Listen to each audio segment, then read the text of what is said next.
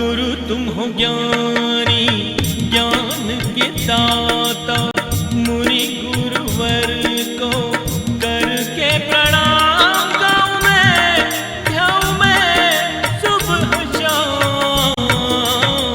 पुलक सागर एक नाम एक नाम। प्रसारण पुण्यार्जक परिवार जिन शरणम तीर्थ धाम के परम संरक्षक संघपति श्री प्रदीप मामा, प्रतिभा मामी, भोपाल।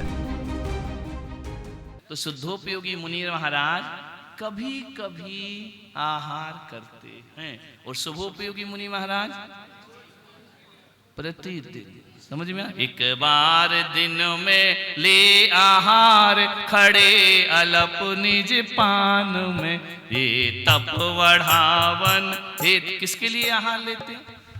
कि मैं अपनी जो दीक्षा ली है इसका निर्वाहन हो जाए, इसलिए आहार। नहीं तन पोसते तज रस, मोटा होने के लिए। नेचुरल हो जाए अलग चीज है,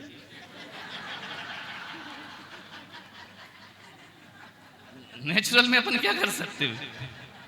पेट निकल रहा तो निकल रहा, अपन निकालने के लिए थोड़ी खा रहे हैं, वो अलग चीज। अपने मान शान से ऐसा है। नहीं तो वो लोग नहीं, आपने तो कहा तन नहीं पूछना, आपके यहाँ तो बड़े बड़े पहलवान बैठे। समझ में? तो इनका नेचुरल है, इन्हें दीक्षा के बाद थोड़ी बनाया। कम हुआ है वजन, है ना? कितने किलो हो गए? 101 का हमने देख कितना वजन ढोया हमने। अब कितना हो गया? 80 के नीचे आ गया। तब बताओ, तो इनने तन को पोसा है या तपस्या कराई? समझ में आ रहा कि नहीं आ रहा? है ना? क्लियर हो रही बात? तो शुद्धोपयोगी मुनिराज, पहली बात शुभोपयोगी में लिख लो, एक बार आहार प्रतिदिन। और शुद्धोपयोगी क्या लिखा? मासोपवासी। बाहुबली भगवान एक भी आहार नहीं लिया, आहार को उठे ही नहीं।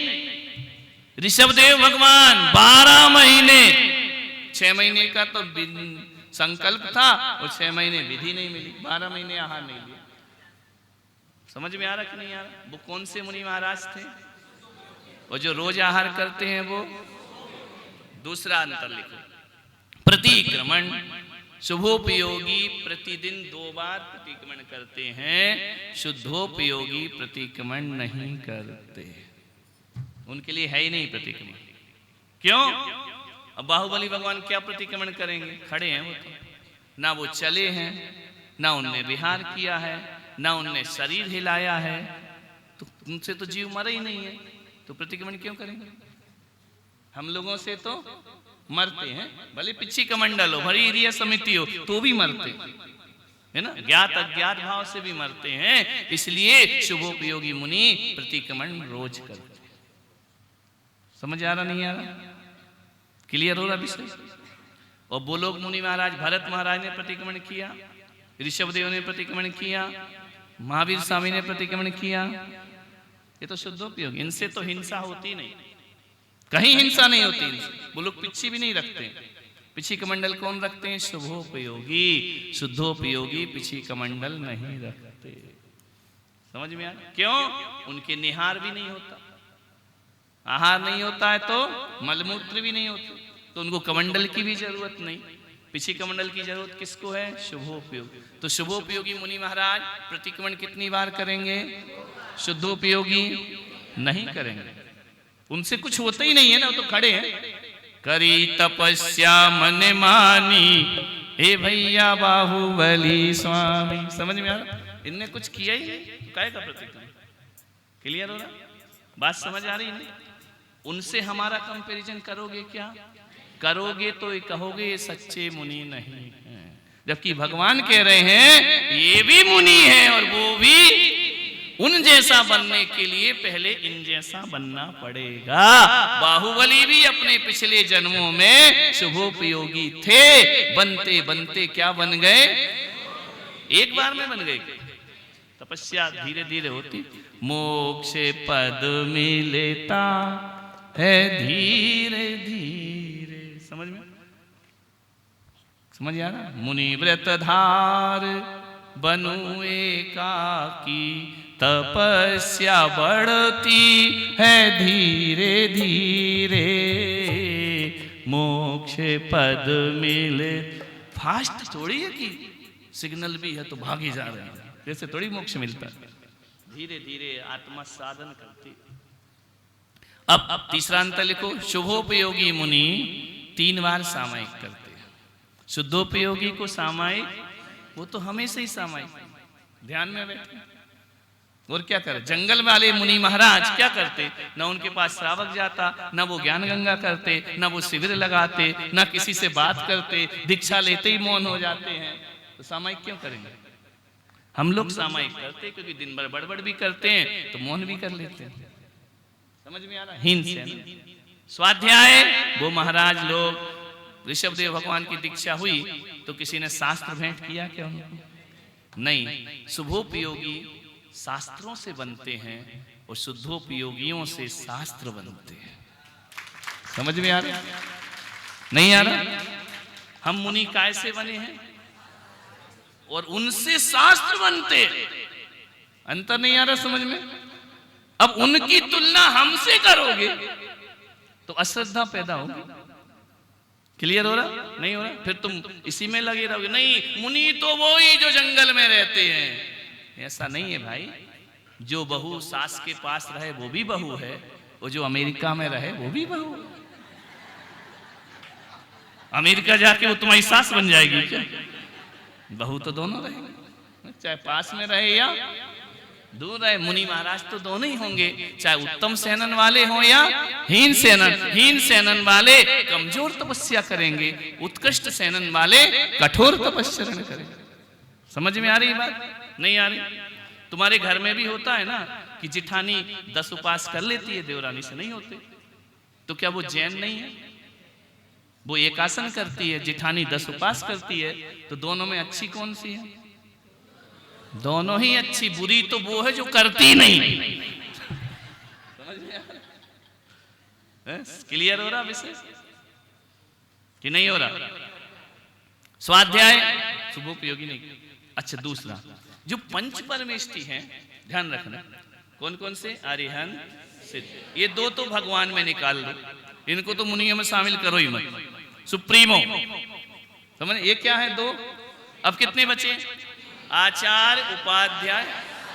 ये महत्वपूर्ण बात है। जो शुभोपयोगी होते हैं वो आचार्य भी बनते हैं, उपाध्याय भी बनते हैं, शुद्धोपयोगी आचार्य नहीं बनते। अब समझना है ना? कभी पढ़ा जब भगवान बाहुबली की दीक्षा हुई, आचार्य बाहुबली भगवान, उपाध्याय भरत भगवान है। महावीर स्वामी ने दीक्षा ली तो उनको दीक्षा के समय महामुनि बोला, ये बोला कि आचार्य महावीर स्वामी।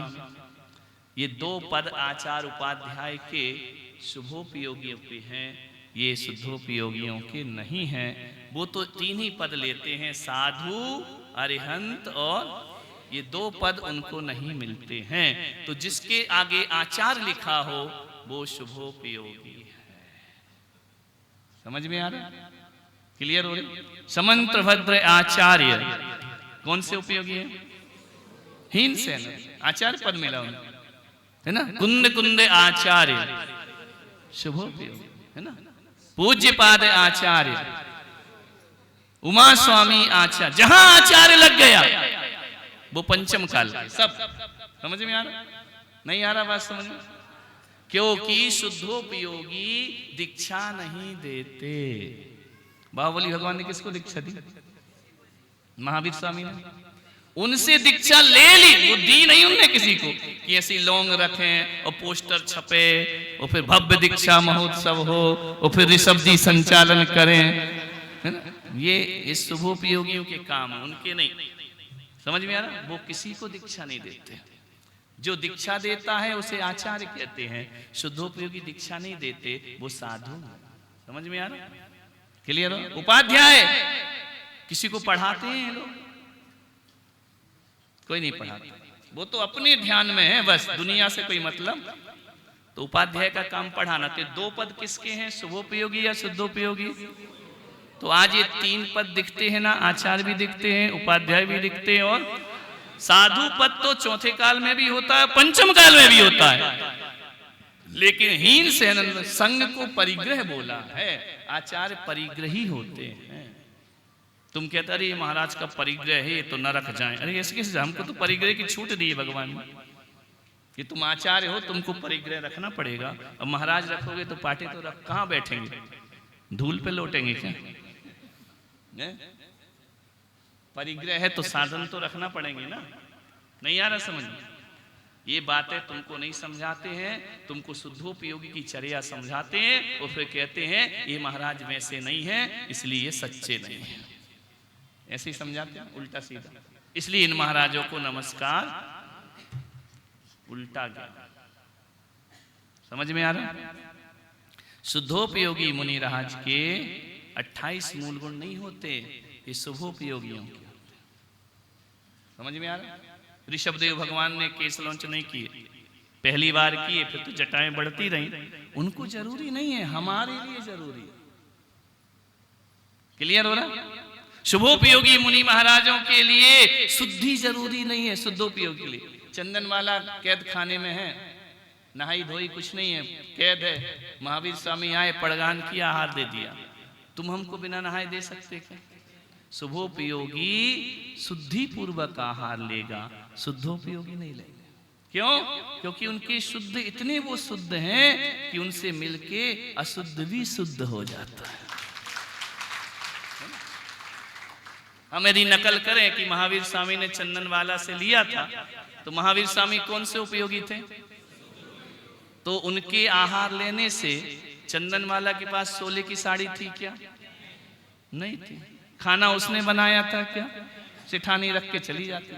समझ में आ रहा? तो जिसके पता ही नहीं है खाना शुद्ध है कि अशुद्ध है, और वो आहार दे रही है, और आहार लेने वाले कौन से उपयोगी हैं? उनके जाने से उड़द खीर बन जाती है। रिद्धि है भगवान, क्षीरास्रवी अमृतास्रवी। उनके खड़े होने से जो चंदना के फटे वस्त्र थे, जिसके बाल नहीं थे, लंबे लंबे केश हो जाते हैं। जिसके पास कुछ नहीं था, वो 56 भोग बन जाते हैं। ये कौन से मुनि का है? तुम ऐसी बैठो और मैं आहार लूं, तो मुझे भी न रखो, तुम्हें भी न रखो, क्योंकि मेरे पास वो पावर, मुझे तो सोले में ही देना पड़ेगा, है ना? और तुम सोला पहन के ऐसे समझते हो, ये तुम्हारे अहमदाबाद में मैंने देखा कि धोती दुपट्टे पर तुम छू लो, तो बोले क्यों? बोले हम शुद्ध हैं तो तुम भी हो जाओ। ये पंचम काल में अशुद्ध को अशुद्ध छुएगा तो वो अशुद्ध हो जाएगा। समझ में आ रहा? शुद्ध नहीं, क्योंकि तुम्हारी शुद्धि में इतनी ताकत। गंगा का जल नाली में डालोगे तो नाली में गंगा जल भी अपवित्र हो जाएगा। और वो मुनि महाराज कैसे थे? नाली का पानी गंगा में डाल दो तो नाली का पानी भी पवित्र। उनकी बराबरी नहीं करनी। समझ? अपन लोग शुभोपयोगी मुनि महाराज हैं, हमको 16 भी चाहिए, हमको शुद्धि भी चाहिए, सब कुछ चाहिए, नवदा भक्ति भी चाहिए। उनको कुछ नहीं चाहिए। अब उच्चासन नवदा भक्ति में है, चंदन वाले के पास पाटा था क्या? कहां बिठाया होगा? उच्चासन तो बोला, बिना उच्चासन के आहार कैसे लिए? उसने जैसे ही बोला हे स्वामी उच्चासन पर बैठिए, ऑटोमेटिक पाटा बन गया। ये किसका प्रभाव है? तीर्थंकर भगवान का, हम जैसे मुनियों का नहीं। क्लियर हो रही बात? शुभोपयोगी शुद्धोपयोगी समझ में आ रहे कि नहीं आ रहे? बोलो, आ रहे? तो जो शुद्धोपयोगी मुनि महाराज हैं वो जंगलों में रहते हैं, और शुभोपयोगी कहाँ रहते हैं? ऐसा पद्मनंदी पंचविंशति का ग्रंथ में लिखा है।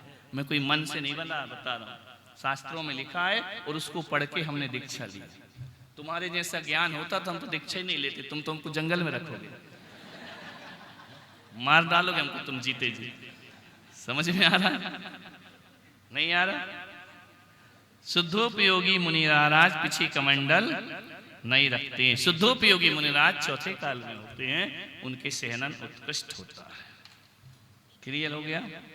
अब शुभोपयोगी की गर्मी ज्यादा रहेगी तो बचने का उपाय करेंगे या नहीं करेंगे, लेकिन शुद्धोपयोगी कहाँ चले जाएंगे गर्मी में? हैं?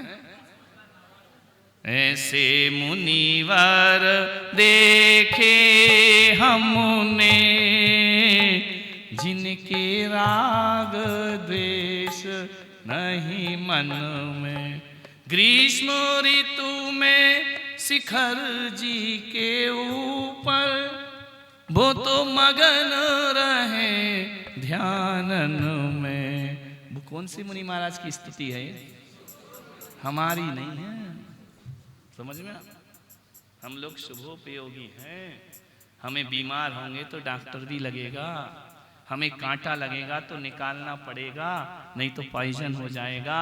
उनको कांटा लगता है, वो नहीं निकालते, वो मांस बन जाता है। कितना अंतर उत्कृष्ट सेनन और हीन सेनन में। हम बीमार हो, औषधि दान शुद्धोपयोगी के लिए नहीं लिखा है, किसके लिए लिखा है? हमारे लिए लिखा। बीमार हो तो दान चार प्रकार, बोला औषधि शास्त्र अवय आहार। मुनि बीमार हो तो दवाई देना। कौन से मुनि को? हीन सेनन वाले। वो तो बीमारी नहीं होते, उनको काय का औषधि दान? तुम्हारा कल्याण शुद्धोपयोगी करेंगे या शुभोपयोगी? वो तो प्रवचन ही नहीं करते, वो तो मौन हो जाते, दीक्षा लेते, तुम्हें रास्ते नहीं बताएंगे। तुम्हारा कल्याण करने वाले शुद्धोपयोगी नहीं, ये शुभोपयोगी मुनि महाराज। तुम्हें मोक्ष बताने वाले शुभोपयोगी मुनि महाराज होंगे। शुद्धोपयोगी तो तुम्हारा कल्याण कौन करेंगे? आचार्य उपाध्याय। साधु थोड़ी करेंगे, वो तो मौन रहते नहीं। ये दो पद नहीं होते हैं। जो उसमें हीन सेनन वाले होंगे वो आचार्य उपाध्याय बनेंगे। जो उत्कृष्ट सेनन वाले हैं, 24 तीर्थंकर में कौन से तीर्थंकर आचार्य बने? किसी शास्त्र में पढ़ा? आचार्य महावीर स्वामी ने चंदना से आहार लिया, क्या बोलते? भगवान महावीर। वो भगवान ही रहते, वो आचार्य उपाध्याय नहीं बनते, साधु बनते बस। क्लियर हुआ? प्रसारण पुण्यार्जक परिवार जिन शरणम तीर्थ धाम के परम संरक्षक संघपति श्री प्रदीप मामा, प्रतिभा मामी, भोपाल। गुरु तुम हो ज्ञानी ज्ञान के दाता, मुनि गुरुवर को